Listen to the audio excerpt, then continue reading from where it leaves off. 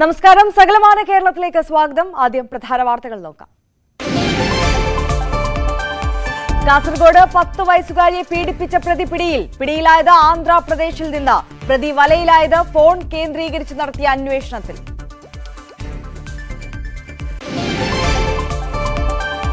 സംസ്ഥാനത്ത് മഴ ദുരിതം തുടരുന്നു. പത്തനംതിട്ട, കോട്ടയം, ഇടുക്കി ജില്ലകളിൽ ഓറഞ്ച് അലർട്ട്. വയനാട്, മലപ്പുറം ഒഴികെ മറ്റ് ജില്ലകളിൽ യെല്ലോ അലർട്ട്. എറണാകുളത്ത് പലയിടത്തും വെള്ളക്കെട്ട്. തീരത്ത് കടലാക്രമണം രൂക്ഷം. 100-ലധികം പേർ ദുരിതാശ്വാസ ക്യാമ്പിൽ. ദുരിതമഴയിൽപ്പെട്ട് കർഷകരും. കോട്ടയത്ത് നെൽ കർഷകർ കടുത്ത പ്രതിസന്ധിയിൽ. അയ്മനത്ത് സംഭരണമില്ലാതെ നെല്ല് കെട്ടിക്കിടക്കുന്നു. കണ്ണൂർ വിമാനത്താവളത്തിൽ 78 ലക്ഷം രൂപയുടെ സ്വർണം പിടികൂടി. കാസർഗോഡ് സ്വദേശി മെഹറൂഫ് മുഹമ്മദ് പിടിയിൽ. കാസർഗോഡ് ബന്തടുക്കയിൽ ഓവുചാലിൽ യുവാവിന്റെ മൃതദേഹം കണ്ടെത്തി. മരിച്ചത് വർക്ക്ഷോപ്പ് ഉടമ രതീഷ്. അപകട മരണമെന്ന് പ്രാഥമിക നിഗമനം.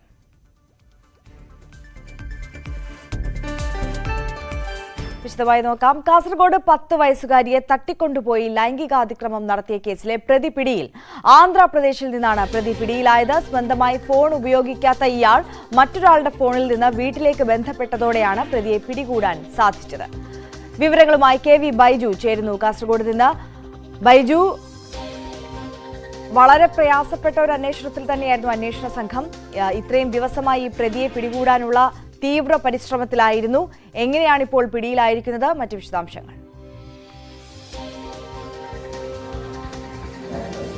തീർച്ചയായും ആര്യ, ഈ കേസിൽ പോലീസിനെ സംബന്ധിച്ചിടത്തോളം വലിയ സങ്കീർണതയായിരുന്നു. കാരണം ഇയാൾ മൊബൈൽ ഫോൺ ഉപയോഗിക്കാറില്ല. അതുമാത്രമല്ല, ഇയാൾക്ക് വലിയ സുഹൃത്ത് ബന്ധങ്ങളൊന്നുമില്ല. അത്തരത്തിൽ ഉള്ള ഒരു പ്രതി അതിനീചമായ ഒരു കൃത്യം നടത്തി ഇത്തരത്തിൽ ഒളിവിൽ പോയൊരു സാഹചര്യം. എന്തായാലും ഇപ്പോൾ ഏറ്റവും ആശ്വാസകരമായ വാർത്ത, ഈ പ്രതിയെ പോലീസിന് കസ്റ്റഡിയിലെടുക്കാൻ സാധിച്ചു എന്നത് തന്നെയാണ്. ആന്ധ്രാപ്രദേശിൽ നിന്നാണ് ഇയാളെ കസ്റ്റഡിയിലെടുത്തത്. എന്തായാലും ഇയാൾ മറ്റൊരു ഫോണിൽ നിന്നും വീട്ടിലേക്ക് ബന്ധപ്പെടുകയും തുടർന്ന് ഇവർ ഈ വിവരം പോലീസിനെ അറിയിക്കുകയായിരുന്നു. അതേസമയം തന്നെ കർണാടകയിൽ ഒരു പ്രത്യേക അന്വേഷണത്തിന് ഒരു സംഘം കർണാടകയിലുണ്ടായിരുന്നു. അവർ ഈ ആന്ധ്രാപ്രദേശിലേക്ക് എത്തുകയും അവിടുന്ന് നടത്തിയ രഹസ്യമായ നീക്കത്തിനൊടുവിലാണ് ഈ പ്രതി കസ്റ്റഡിയിലായിരിക്കുന്നത്. എന്തായാലും ഇയാളെയും കൊണ്ട് ഇവർ ഇപ്പോൾ കേരളത്തിലേക്ക് പുറപ്പെട്ടിട്ടുണ്ട്. ഇന്ന് രാത്രിയോടുകൂടി കാസർഗോഡ് ഈ സംഘം എത്തും. ഇയാളെ ചോദ്യം ചെയ്യേണ്ടതുണ്ട്. മാത്രമല്ല, ഇയാളുടെ കുറ്റസമ്മതം മൊഴിയെടുക്കേണ്ടതുണ്ട്. ഈ തെളിവെടുപ്പ് ഉൾപ്പെടെയുള്ള നടപടിക്രമങ്ങളുണ്ട്. അത്തരം കാര്യങ്ങളിലേക്ക് പോലീസിന് ഇനി കടക്കേണ്ടത്. എന്തായാലും നാളെ അറസ്റ്റ് രേഖപ്പെടുത്തുമെന്നാണ് നമുക്ക് ലഭിക്കുന്ന സൂചന. ഇയാൾ ഇവിടെ ഒരു ഹോട്ടലിൽ ജോലി ചെയ്യുകയായിരുന്നു എന്ന ഒരു വിവരവും നമുക്ക് ലഭിക്കുന്നുണ്ട്. എന്തായാലും ഇത് സംബന്ധിച്ച് പോലീസാണ് കൂടുതൽ വിവരങ്ങൾ സ്ഥിരീകരിക്കേണ്ടത്. എന്തായാലും കസ്റ്റഡിയിലായിരിക്കുന്നു എന്ന കാര്യം പോലീസ് സ്ഥിരീകരിക്കുന്നുണ്ട്.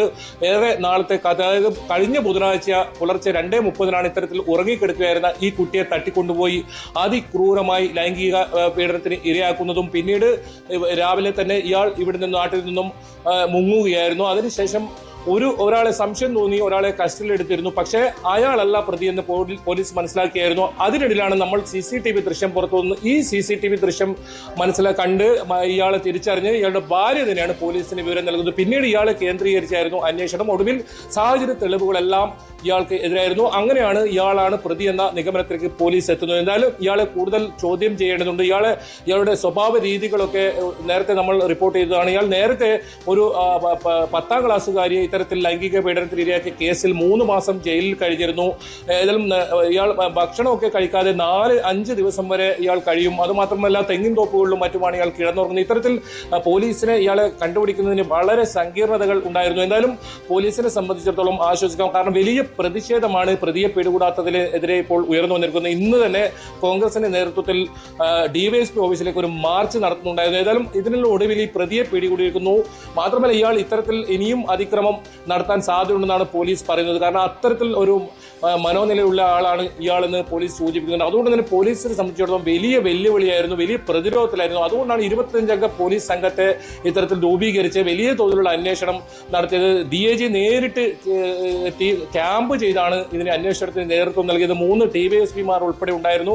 അത്തരത്തിൽ വലിയ അന്വേഷണമൊക്കെ നടത്തി കർണാടകയിലും മഹാരാഷ്ട്രയിലും ഗോവയിലും ഒക്കെ അന്വേഷണം വ്യാപിപ്പിച്ചിരുന്നു. ഇതിനിടയിലാണ് ആന്ധ്രാപ്രദേശിൽ നിന്നും ഇയാൾ കസ്റ്റഡിയിലായത്. എന്തായാലും ഇന്ന് രാത്രിയോടുകൂടി തന്നെ സംഘം ഈ കേരളത്തിലേക്ക് തിരിച്ചെത്തും, കാസർഗോട്ടേക്ക് എത്തും. അതിനുശേഷം മറ്റ് നടപടിക്രമങ്ങൾ ഉണ്ടാവും. ഏതായാലും നാളത്തോടുകൂടി ഇയാളുടെ അറസ്റ്റ് രേഖപ്പെടുത്തി ഇതിന്റെ വിശദമായ ഒരു വാർത്താ സമ്മേളനം പോലീസ് വിളിച്ചു ചേർക്കുമെന്നാണ് നമുക്ക് അറിയാൻ സാധിക്കുന്നത്. ആര്യ, തീർച്ചയായും KV ബൈജുവാണ് വിവരങ്ങൾ നൽകിയത്. കാസർഗോഡ് 10 വയസ്സുകാരിയെ തട്ടിക്കൊണ്ടുപോയി ലൈംഗികാതിക്രമം നടത്തിയ പ്രതിയെ ആന്ധ്രാപ്രദേശിൽ നിന്ന് പിടികൂടിയിരിക്കുന്നു. മറ്റ് വാർത്തകളിലേക്ക് കടക്കുമ്പോൾ കേരളത്തിൽ റെഡ് അലർട്ടുകൾ പിൻവലിച്ചു. നിലവിൽ ഇടുക്കി, പത്തനംതിട്ട, കോട്ടയം ജില്ലകളിൽ ഓറഞ്ച് അലർട്ടും മലപ്പുറം, വയനാട് ഒഴികെ ബാക്കി ജില്ലകളിൽ യെല്ലോ അലർട്ടും പ്രഖ്യാപിച്ചു. ആലപ്പുഴ ജില്ലയിൽ അടുത്ത മണിക്കൂറിൽ ഒറ്റപ്പെട്ട ഇടങ്ങളിൽ ഇടിമിന്നലോട് കൂടിയ മഴയുണ്ടാകും. ബംഗാൾ ഉൾക്കടലിൽ ചുഴലിക്കാറ്റ് മുന്നറിയിപ്പുമുണ്ട്.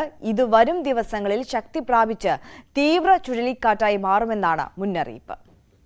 അച്ചൻകോവിലാറിൽ ജലനിരപ്പ് ഉയർന്നു. ശക്തമായ മഴയാണ് പത്തനംതിട്ടയിൽ രേഖപ്പെടുത്തുന്നത്.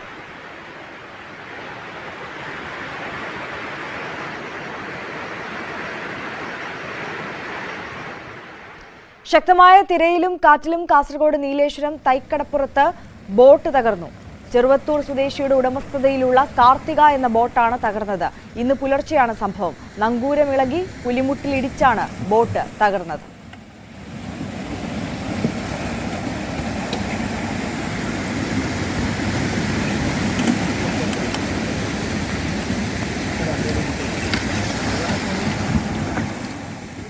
തൃശൂർ ജില്ലയിലേക്ക് വരുമ്പോൾ തൃശൂർ നഗരത്തിൽ വൻമരം വീണു. തൃശൂർ സ്വരാജ് റൗണ്ടിന് സമീപമാണ് വൻമരം കടപുഴകിയത്. ജില്ലാ ആശുപത്രിക്ക് സമീപം കോളേജ് റോഡിലാണ് സംഭവം. നിരവധി പെട്ടി ഓട്ടോറിക്ഷകൾ തകർന്നു. സെന്റ് തോമസ് കോളേജ് റോഡിൽ ഗതാഗതം തടസ്സപ്പെട്ടു. കൊച്ചി പനമ്പള്ളി നഗറിൽ ശക്തമായ വെള്ളക്കെട്ടാണ് അനുഭവപ്പെടുന്നത്.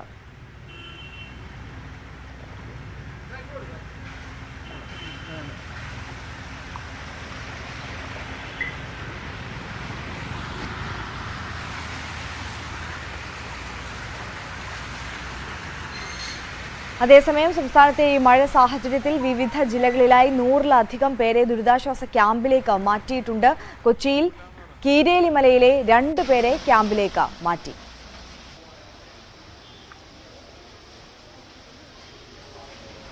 എറണാകുളം ജില്ലയിൽ പല ഭാഗങ്ങളിലും ശക്തമായ മഴ തുടരുകയാണ്. വെള്ളക്കെട്ടും പല ഇടങ്ങളിലും തന്നെ രൂപപ്പെട്ടിട്ടുണ്ട്. പനമ്പള്ളി നഗർ, ആലുവ, കലൂർ തുടങ്ങിയ ഇടങ്ങളിലെല്ലാം തന്നെ വെള്ളക്കെട്ടും രൂപപ്പെട്ടിട്ടുണ്ട്. കാരണം ശുചീകരണം സംബന്ധിച്ച് വലിയ ചോദ്യങ്ങൾ ഇത് ഉയർത്തുന്നുണ്ട്. പക്ഷേ ശക്തമായ മഴയാണ്. മഴ ഇടയ്ക്ക് ശമിക്കുമ്പോൾ വെള്ളക്കെട്ടിന് കുറച്ച് ആശ്വാസമുണ്ടാകുമെങ്കിലും മഴ വീണ്ടും ശക്തി പ്രാപിക്കുന്നു. വെള്ളക്കെട്ട് പൂർവാധികം ശക്തിയായി തിരിച്ചു വരികയും ചെയ്യുന്നു. എറണാകുളം ജില്ലയിൽ ഒരു ദുരിതാശ്വാസ ക്യാമ്പ് മാത്രമേ ഇതുവരെ തുറന്നിട്ടുള്ളൂ എന്നത് ഒരു ക്യാമ്പാണ് തുറന്നിട്ടുള്ളത്. ഇതിൽ കാക്കനാട് കിരേലിമലയിലെ മലയിടിച്ചിൽ സാധ്യത കണക്കിലെടുത്തുകൊണ്ടാണ് അവിടെ നിന്ന് 10ഓളം കുടുംബങ്ങളെ അവിടെ നിന്ന് മാറ്റിപ്പാർപ്പിച്ചിട്ടുള്ളത്. കാക്കനാടുള്ള ദുരിതാശ്വാസ ക്യാമ്പാണ്. ഇവിടേക്ക് ഏതാണ്ട് 20-ലധികം പേരാണ് ഇവിടേക്ക് കൊണ്ടുവന്നിട്ടുള്ളത്. കഴിഞ്ഞ കുറേ നാളുകളായി കിരേലി മല നിവാസികൾ നേരിടുന്ന ഒരു വലിയ വിഷയങ്ങളാണ് മണ്ണിടിച്ചിൽ ഭീഷണി എന്ന് പറയുന്നത്. അതുകൊണ്ട് അവർക്ക് മഴ കനക്കുമ്പോൾ അല്ലാത്ത സാഹചര്യത്തിൽ ന്യൂനമർദ്ദങ്ങൾ അല്ലാതെയും മഴ ശക്തി പ്രാപിക്കുന്ന സമയങ്ങളിലെല്ലാം തന്നെ ഇവരെ അവിടെ നിന്ന് ഒഴിപ്പിക്കുന്ന ഒരു സാഹചര്യമുണ്ട്. മണ്ണിടിച്ചിൽ വളരെ ശക്തമായ ഭീഷണി അവർക്ക് ഉയർത്തുന്നുണ്ട്. അതുകൊണ്ട് വളരെ പെട്ടെന്ന് തന്നെ അവിടെ നിന്ന് സാധനങ്ങളുമായി അവരോട് മാറാൻ നിർദ്ദേശം നൽകും. തുടർന്ന് ഇതുപോലുള്ള ക്യാമ്പുകളിലേക്കാണ് അവർ സജ്ജീകരിക്കുക. ഇവരെ മാറ്റിപ്പാർപ്പിക്കാൻ ക്യാമ്പുകൾ വളരെ പെട്ടെന്ന് സജ്ജമാക്കും. അതോടൊപ്പം തന്നെ ഇവർക്ക് ശാശ്വതമായൊരു പുനരധിവാസ പദ്ധതിയും തയ്യാറാക്കിയിട്ടുണ്ട്. പക്ഷേ നിലവിലെ സാഹചര്യത്തിൽ ഇപ്പോഴും ഇവിടെ നിന്ന് മാറ്റിയിരിക്കുകയാണ്. ഇന്നലെ എപ്പോഴാണ് ഇവിടേക്ക് എത്തിയത്? ഇന്നലെ വൈകിട്ട്. അവിടുന്ന് ഏതാണ്ട് മുഴുവനായും പേരെയും മാറിയോ അവർ? ഞങ്ങൾ ബാക്കിയുള്ള 2 പേര് ബന്ധുക്കളുടെ വീട്ടിലോട്ടാണ് പോയേക്കണം. ബാക്കി എല്ലാവരും ക്യാമ്പിലോട്ട് പോകും. എന്തെങ്കിലും അസൗകര്യങ്ങൾ ഇന്നലെ വന്നപ്പോൾ? ഇല്ല, കുഴപ്പമൊന്നുമില്ല. എന്നത്തേക്ക് മഴ കുറയുന്നതനുസരിച്ച് തിരിച്ചു പോകാമെന്നാണോ എപ്പോഴും? അങ്ങനെയാണ് പറഞ്ഞേക്കുന്നത്. മഴ കുറയുമ്പോൾ ഇവരെ തിരിച്ച് കൊണ്ടുപോകുന്ന സ്ഥിതിയാണ് എല്ലായ്പ്പോഴും ഉള്ളത്. നിലവിൽ ഇന്നലെ വൈകുന്നേരം ഇവിടേക്ക് എത്തുമ്പോഴുള്ളൊരു അടിസ്ഥാന പ്രശ്നങ്ങളുണ്ടായിരുന്നു. പക്ഷേ അതെല്ലാം തന്നെ ഒരു പരിധിവരെ പരിഹരിക്കപ്പെട്ടിരിക്കുന്ന ഒരു അവസ്ഥയിലാണ്. ചേച്ചി ഇന്നലെയാണോ എത്തിയത് ക്യാമ്പിലേക്ക്? അതെ, ഇന്നലെ വൈകുന്നേരം ഞങ്ങളൊരു 6 മണിയായപ്പോൾ എത്തി. പിന്നെ ഞങ്ങൾ ഈ വർഷങ്ങളോളം 10-22 വർഷമായി ഞങ്ങൾ ഈ ക്യാമ്പിലേക്കും വയറ്റും പോക്കൊക്കെ നടന്നു. ഞങ്ങളുടെ കാര്യം ഇപ്പോൾ ഞങ്ങൾക്ക് ഈ സ്ഥലത്തിന് വേണ്ടിയിട്ട് ഞങ്ങൾക്ക് ഈ പൊയ്ച്ചറ കുളത്തിൽ കാക്കനാട് തന്നെ പൊയ്ച്ചറ കുളത്തിൻ്റെ അടുത്ത് 3 സെൻറ്റ് സ്ഥലം കിട്ടി. ഞങ്ങൾക്ക് പട്ടയം കിട്ടി. പക്ഷെ ഞങ്ങൾക്ക് വീട് പണി ഞങ്ങൾക്ക് ഒന്നും ആയിട്ടില്ല. അത് കാരണം ഞങ്ങൾ ആടെ കർഷകരുടെ സങ്കടത്തിനും കിടക്കുന്ന ആൾക്കാരാണ്. ഈ മഴക്കാലം വരുമ്പോൾ ഞങ്ങൾ മാറ്റും. പിന്നെ ഒരു വെയിൽ കാണുമ്പോൾ തിരിച്ചു പോകും. ഇത് തന്നെ ഞങ്ങൾ 10-22 വർഷമായിട്ട് ഞങ്ങൾക്ക് എനിക്കൊന്ന് അനുഭവപ്പെടും. അപ്പോൾ അവിടെ നിന്ന് എത്രയും പെട്ടെന്ന് എന്തെങ്കിലും ഒരു കാര്യങ്ങൾ നമുക്ക് ചെയ്തു തന്നാൽ 1000 നന്ദി ഞങ്ങൾക്ക് സാറന്മാരോട്. കാര്യങ്ങൾ വന്നെന്ന് വെച്ചാൽ ഭക്ഷണത്തിനൊരു കുഴപ്പമില്ല. പിന്നെ നമ്മൾ ഈ കിടക്കണ ഒരു സുരക്ഷിതമല്ല. അതിന് ബാത്റൂമിൽ പോകാനൊട്ട് ഒരു സൗകര്യമില്ല. അത് വളരെ ബുദ്ധിമുട്ടാണ്. അപ്പം ഞങ്ങൾക്ക് ഈ മഴക്കാലം വരുമ്പോൾ മഴ തുടങ്ങിയിട്ടുള്ളൂ. ഈ മഴക്കാലം തീരുന്ന വരെ ഞങ്ങൾക്ക് എവിടെയെങ്കിലും ഒരു സുരക്ഷിതമായ സുരക്ഷിതമായി തന്നു കഴിഞ്ഞാൽ ഞങ്ങൾക്ക് ഏറ്റവും വലിയ ഉപകാരം എന്ന് ഞങ്ങൾ സാറന്മാരോട് നന്ദി പറഞ്ഞിട്ടുണ്ട്. വളരെ പെട്ടെന്ന് ഇവരെ ഒഴിപ്പിക്കേണ്ടി വന്നിരുന്നു. അതുകൊണ്ട് ചില അസൗകര്യങ്ങളും പരിമിതികളും എല്ലാം തന്നെ ആ ക്യാമ്പുകളിൽ നേരിട്ടിട്ടുണ്ട്. അവരെ ഏറ്റവും പ്രധാനപ്പെട്ട ആവശ്യമെന്ന് പറയുന്നത് എത്രയും പെട്ടെന്ന് അവർക്കുള്ളൊരു പുനരധിവാസ പദ്ധതി അടക്കം തയ്യാറായിട്ടുണ്ട്. അതിൻ്റെ ഒരു പൂർത്തീകരണത്തിലേക്ക് എത്തുക എന്നത് തന്നെയാണ്. ഇവിടുത്തെ ഓരോ ക്ലാസ് മുറിയും ഇങ്ങനെ ഓരോ കുടുംബങ്ങൾക്കുള്ള ഒരു പുനരധിവാസ ഇടങ്ങളായിട്ട് അവശേഷിക്കുകയാണ്. ചേട്ടാ, ഇന്നലെ എത്തിയതാണോ? ഇന്നലെ 5 മണി അവിടെ പോയി. സർജറി കഴിഞ്ഞിട്ട് ഇപ്പം 2 മാസമേ ആയിട്ടുള്ളൂ. പിന്നെ നമുക്ക് അവിടെ നിൽക്കാൻ പറ്റാത്ത സാഹചര്യം. അവൻ്റെ കട്ടിലൊക്കെ അറേഞ്ച് ചെയ്ത് തരാമെന്നൊക്കെ പറഞ്ഞാണ് അങ്ങോട്ട് പോകുന്നു. പക്ഷെ ഫുൾ വെള്ളം മഴച്ചാട്ടിലൊക്കെ ആയിരുന്നു. ഭയങ്കര കാറ്റുണ്ടായിരുന്നല്ലോ ഇന്നലെ. അങ്ങനെ ബുദ്ധിമുട്ടാണ്. പിന്നെ നിവർത്തിയേട് കൊണ്ട് വന്ന് പോണതാണ്. എല്ലാവരെയും പ്രതികരണങ്ങൾ ഈ രീതിയിൽ തന്നെയാണ്. കാരണം ഇത്രയും പെട്ടെന്ന് വീട്ടിലേക്ക് മടങ്ങുക, അപ്പോഴും അത് മണ്ണിടിച്ചിൽ ഭീഷണി നിലനിൽക്കുന്നുണ്ട്. എങ്കിലും തങ്ങൾക്ക് വേണ്ടി വിഭാവനം ചെയ്ത പദ്ധതി എത്രയും പെട്ടെന്ന് നടപ്പാക്കണമെന്ന് തന്നെയാണ് അവരുടെ ആവശ്യം. കൊച്ചിയിൽ നിന്ന് ക്യാമറമാൻ ശ്യാംലാലിനൊപ്പം ഡാനി പോൾ, ന്യൂസ് 18. കാസർഗോഡ് ബന്തെടുക്കയിൽ യുവാവിനെ ഓവുചാലിൽ മരിച്ച നിലയിൽ കണ്ടെത്തി. വർക്ക്ഷോപ്പ് ഉടമയായ രതീഷാണ് മരിച്ചത്. സ്കൂട്ടർ നിർത്തിയിടുന്നതിനിടയിൽ കാൽ തെന്നി ഓവുചാലിൽ തലയിടിച്ച് വീണതായിരിക്കാമെന്നാണ് പ്രാഥമിക നിഗമനം. സംഭവത്തിൽ ബേഡകം പോലീസ് കേസെടുത്തു. ആലപ്പുഴയിൽ വെള്ളക്കെട്ടുകളിൽ വീണ് അപകടങ്ങൾ ഉണ്ടാകുന്ന പശ്ചാത്തലത്തിൽ അടിയന്തര നടപടിക്ക് നിർദ്ദേശം നൽകി മന്ത്രി പി പ്രസാദ്. ദേശീയപാത നിർമ്മാണ പ്രവർത്തനങ്ങൾ കാരണം ഉണ്ടാകുന്ന വെള്ളക്കെട്ടുകളാണ് അപകടമുണ്ടാക്കുന്നത്. ഇതിന് പരിഹാരമായി താൽക്കാലികമായി കൾവെർട്ടുകൾ സ്ഥാപിച്ച് വെള്ളം നീക്കാനാണ് നിർദ്ദേശം. മഴ കനത്ത സാഹചര്യത്തിൽ തോട്ടപ്പള്ളി പൊഴി മുറിക്കാനും തീരുമാനിച്ചിട്ടുണ്ട്. കനത്ത മഴ തുടരുന്നതിനിടെ കോട്ടയത്തെ നെൽകർഷകർ കടുത്ത പ്രതിസന്ധിയിലാണ്. അയ്മനത്തെ പല പാടങ്ങളിലും സംഭരണമില്ലാതെ നെല്ല് കെട്ടിക്കിടക്കുകയാണ്. അയ്മനം കല്ലുങ്കത്ര പാടശേഖരത്തിൽ നിന്ന് ജി ശ്രീജിത്ത് തയ്യാറാക്കിയ റിപ്പോർട്ട് കാണാം. കോട്ടയത്ത് പ്രളയത്തിലേക്ക് കാര്യങ്ങൾ പോകുമ്പോഴും കർഷകർ ദുരിതത്തിലാണ് എന്നുള്ളതാണ് ഇവിടുത്തെ കാഴ്ച. ഈ ദൃശ്യങ്ങളിലേക്ക് പോയാൽ കോട്ടയത്ത് അയ്മനം പഞ്ചായത്തിലാണ് ഞാനുള്ളത്. കല്ലുങ്കത്ര പാടശേഖരത്തിലാണ്. കർഷകർ നെല്ല് കൊയ്ത് ദിവസങ്ങളായി അവർ ഈ പാടത്തിന് വരമ്പത്ത്, അതായത് റോഡിന് സൈഡിൽ കൊണ്ടിട്ടിരിക്കുകയാണ്. പക്ഷേ ഇപ്പോഴും അത് ഏറ്റെടുക്കുന്നില്ല. അതായത് ഈ പ്രളയത്തിൽ ഒരുപക്ഷെ വെള്ളം കയറി നിറയുന്ന സ്ഥലമാണ് ഇതെല്ലാം. ഇതിനകം തന്നെ പാടത്തേക്ക് വെള്ളം എത്താൻ തുടങ്ങിയിട്ടുണ്ട്. ഏറ്റവും അടുത്ത ദിവസങ്ങളിൽ തന്നെ ഒരു വലിയ പ്രളയം ഭീഷണിയിൽ നിൽക്കുമ്പോഴാണ് ഈ ഒരു അവസ്ഥ എന്നുള്ളതാണ് നമുക്ക് അവരോട് സംസാരിക്കാൻ. ചേട്ടാ, ഇത് എത്ര ദിവസമായി? ഇത് 2 ആഴ്ചയായി പോയിട്ട്. 2 ആഴ്ചയായി. എന്താണ് ഇതിങ്ങനെ? ഇങ്ങോട്ട് ആരും വരുന്ന പോലും ഇല്ല. മില്ലുകാരൻ നോക്കാൻ പോലും വരുന്നില്ല. ഞങ്ങൾ പാടി ഓഫീസിലും അവിടെ ഇവിടെ എല്ലാം പരാതി കൊടുക്കുകയും നമ്മളൊക്കെ ചെയ്തുകൊണ്ടിരിക്കുക. അപ്പോൾ ഇന്നലെയും അതിൻ്റെ കാര്യങ്ങളൊക്കെ ചെയ്തു. എല്ലാം അവിടെ ചോദിക്കുമ്പോൾ പറയും മില്ലുകാരോട് പറഞ്ഞിട്ടുണ്ട്, അവർ വരും. പക്ഷേ ഇതുവരെ ആരും വന്നിട്ടില്ല. ചേട്ടാ, എന്താണ് ഇവിടുത്തെ ഒരു തർക്കം എന്നുള്ളതുണ്ട്? ഇപ്പൊ ഇത് റോഡാണ്, അതായത് അങ്ങനെ എന്നിട്ടും ഇവിടേക്ക് വണ്ടി വരാതെ എന്താണ് പ്രശ്നം? അവർക്ക് നെല്ലെടുക്കാൻ കഴിയത്തില്ല. കാരണം ഒരു മില്ലുകാർ ഇത് ഇപ്പം നനവായി. ഈ നനവായി കഴിഞ്ഞാൽ മില്ലുകാർ ഇത് എടുക്കുമല്ല. നമ്മൾ ഉണക്കിയ സമയത്ത് കൊയ്തിട്ടിരുന്ന സംഭവം ആരും വരത്തില്ല. അവർക്ക് ഇപ്പം മറ്റേ തമിഴ്നാട്ടിൽ നിന്നും കർണാടകയിൽ നിന്നൊക്കെ അരി വരുന്നുണ്ട്. അത് മതി അവർക്ക്. ഇവിടെ കൊയ്യുന്നവന് ഒരു വിലയില്ല. നിങ്ങളുടെ ഒരു ജീവിതം തന്നെ ആകെ പ്രശ്നമാവും അല്ലേ?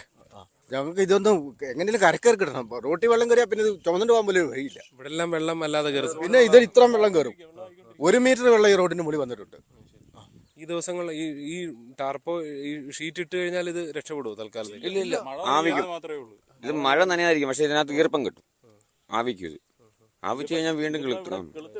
ഇവിടെ ഒരു എത്ര ഏരിയയിലുണ്ട് ചേട്ടാ ഈ ഒരു പ്രശ്നം? 8 ഏക്കറായി പാടം ഇത്. അതിന്റെ നെല്ലൊക്കെയാണ് ഈ കിടക്കുന്നത്.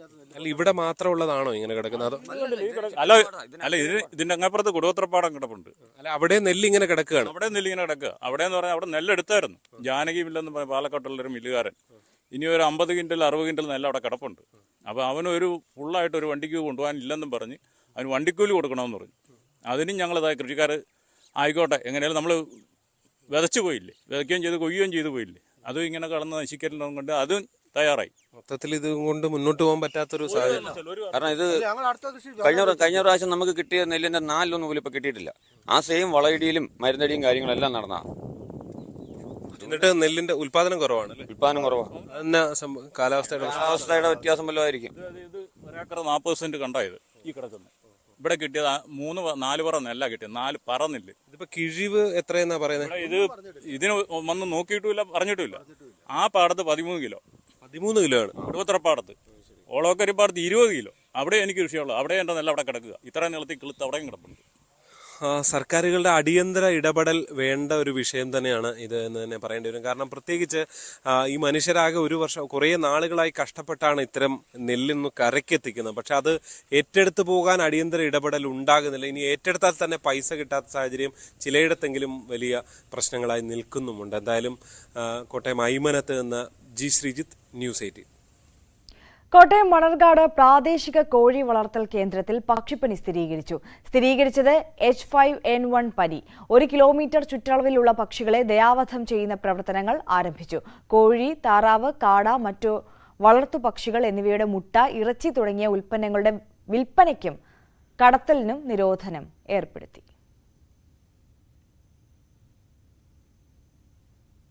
2 കുട്ടികളുമായി പ്ലാസ്റ്റിക് ഷീറ്റിനടിയിൽ വർഷങ്ങളായി ദുരിത ജീവിതം നയിച്ച എറണാകുളം കാഞ്ഞിരമറ്റം സ്വദേശിനി ഗീതയ്ക്ക് സുമനസ്സുകളുടെ സഹായത്താൽ വീടൊരുങ്ങി. അന്തരിച്ച കോൺഗ്രസ് നേതാവ് PT തോമസിന്റെ സ്മരണയ്ക്കായി നിർമ്മിച്ച വീടിന്റെ താക്കോൽദാനം രമേശ് ചെന്നിത്തല നിർവഹിച്ചു.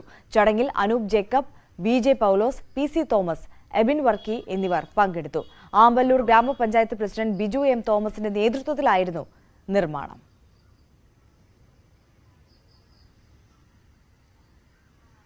പാലക്കാട് നിർധന കുടുംബത്തിന് വീട് നിർമ്മിച്ചു നൽകി യൂത്ത് കോൺഗ്രസ്. പരുതൂർ മണ്ഡലം കമ്മിറ്റിയുടെ നേതൃത്വത്തിലായിരുന്നു നിർമ്മാണം. KPCC ജനറൽ സെക്രട്ടറി C ചന്ദ്രൻ താക്കോൽദാനം നിർവഹിച്ചു. തിരികെ എത്താം ഇടവേളയ്ക്ക് ശേഷം.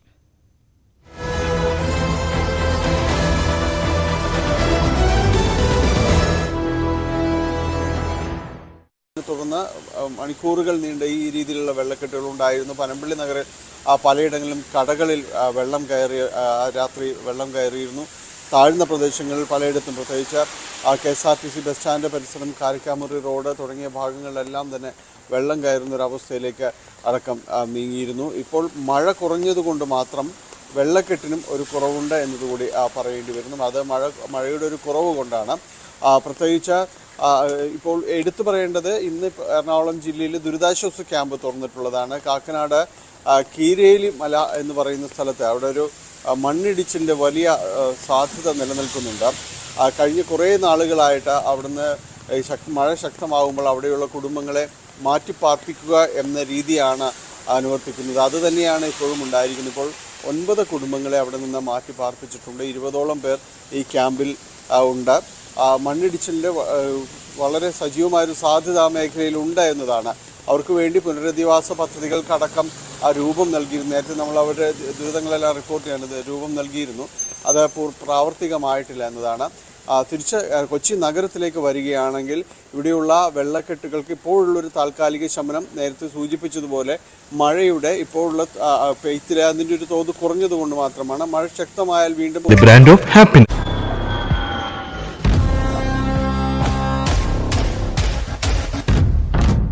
Climax Counting Day, co-presented by Berger Paints, 100 years of trust. Educational partners, IBIS Group of Educational Institutions, Indian Institute of Commerce, Lakshya, and Jain Deemed to be University, Kochi.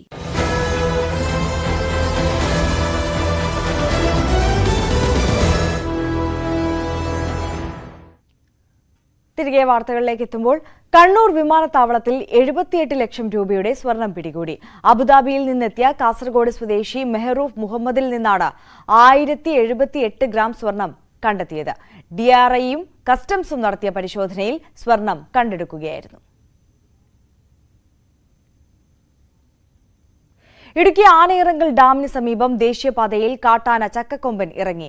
റോഡിൽ ഏറെ നേരം നിലയുറപ്പിച്ച ആന ഗതാഗതം തടസ്സപ്പെടുത്തി. പിന്നീട് ശങ്കരപാണ്ഡ്യൻ മെട്ടിലേക്ക് കയറിപ്പോയി.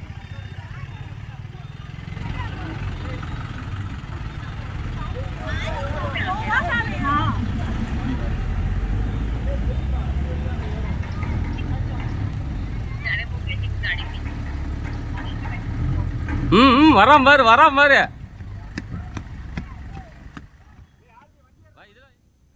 കോഴിക്കോട് എഞ്ചിൻ തകരാറിലായി കടലിൽ അകപ്പെട്ട വഞ്ചി കരക്കെത്തിച്ചു. വഞ്ചിയിലുള്ള 5 പേരെയും രക്ഷപ്പെടുത്തി. ബേപ്പൂരിലേക്ക് പോകുകയായിരുന്ന ശിവപുത്രി എന്ന വഞ്ചിയാണ് കോഴിക്കോട് പുതിയപ്പ ഹാർബറിൽ നിന്ന് 7 നോട്ടിക്കൽ മൈൽ അകലെ നിയന്ത്രണം നഷ്ടപ്പെട്ട് കടലിൽ അകപ്പെട്ടത്. ഫിഷറീസ് മറൈൻ എൻഫോഴ്സ്മെന്റ് റെസ്ക്യൂ ടീമിന്റെ നേതൃത്വത്തിലായിരുന്നു രക്ഷാപ്രവർത്തനം.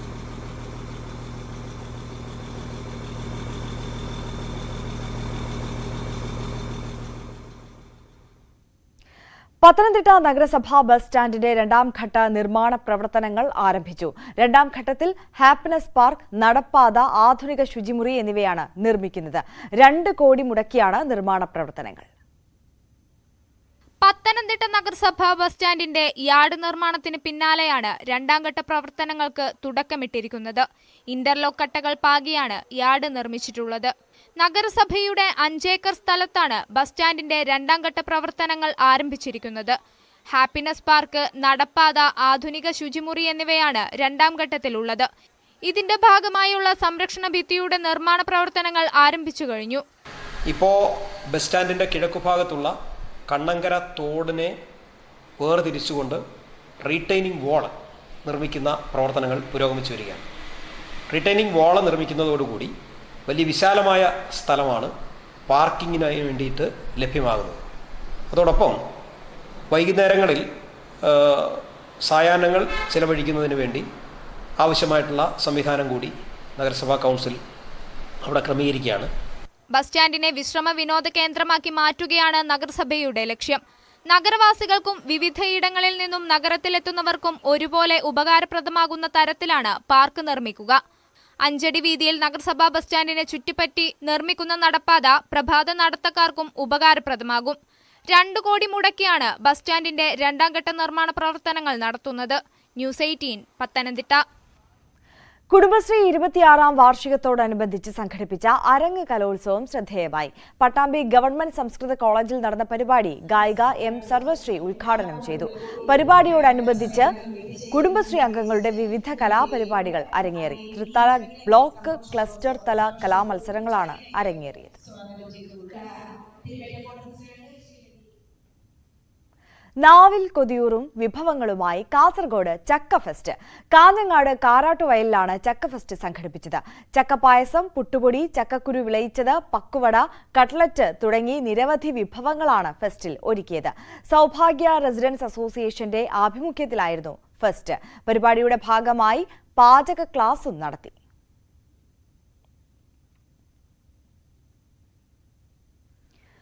കോഴിക്കോട് മൂടാടി ഗ്രാമപഞ്ചായത്ത് നടപ്പാക്കുന്ന ജൈവ വൈവിധ്യ സംരക്ഷണം കാർബൺ ന്യൂട്രൽ പദ്ധതിയുടെ ഭാഗമായുള്ള ഔഷധ സസ്യകൃഷിയുടെ വിളവെടുപ്പും സംസ്കരണവും നടന്നു. 1ാം ഘട്ടത്തിൽ വിദഗ്ധരെ പങ്കെടുപ്പിച്ച് കൃഷിരീതികളും വിപണന സാധ്യതകളും സംബന്ധിച്ച സെമിനാറുകളും സംഘടിപ്പിക്കുന്നുണ്ട്. 10ാം വാർഡിൽ 1.5 വർഷം മുൻപാണ് തരിശുഭൂമിയിൽ കൃഷി ആരംഭിച്ചത്. പിന്നീട് 2.5 ഏക്കറിലേക്ക് കൃഷി വ്യാപിപ്പിച്ചു. വംശനാശം നേരിടുന്ന ഔഷധ സസ്യങ്ങളെ സംരക്ഷിക്കാനും ജൈവ വൈവിധ്യ സംരക്ഷണത്തിനും പദ്ധതി സഹായകമായെന്ന് മൂടാടി പഞ്ചായത്ത് അധികൃതർ പറഞ്ഞു. തിരുവനന്തപുരം വേൾഡ് മാർക്കറ്റിന് സമീപത്ത് നിന്നും യുവാവിനെ കാണാതായി. ആനയറ സ്വദേശി 38 വയസ്സുള്ള പ്രദീപിനെയാണ് കാണാതായത്. കുടുംബം പോലീസിൽ പരാതി നൽകി. വിവരം ലഭിക്കുന്നവർ പേട്ട പോലീസുമായി ബന്ധപ്പെടേണ്ടതാണ്.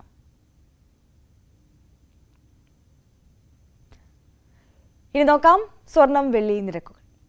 കവിത ഗോൾഡ് ആൻഡ് ഡയമണ്ട്സ് ഇന്നത്തെ സ്വർണം വെള്ളി നിരക്കുകൾ നിങ്ങൾക്കായി സമർപ്പിക്കുന്നത്. വലിയ സ്വപ്നങ്ങൾ, വലിയ സന്തോഷങ്ങൾ, വലിയ collection. Kavitha gold and diamonds.